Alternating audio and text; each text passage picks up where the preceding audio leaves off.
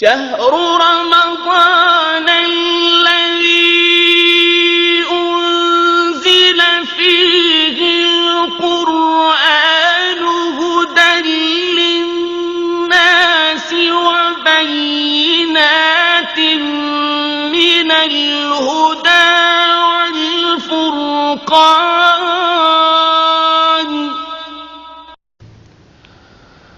سرتاج دو عالم محمد مصطفیٰ صلی اللہ علیہ وآلہ وسلم نے فرمایا روزہ یہ آزادی کا پرمٹ ہے، روزہ جہنم سے آزادی کا پروانہ ہے. سیدنا جابر بن عبداللہ رضی اللہ تعالی عنہ سے مروی ہے ان للہ تعالی عند كل فطر عتقاء من النار وذلك في كل ليلة.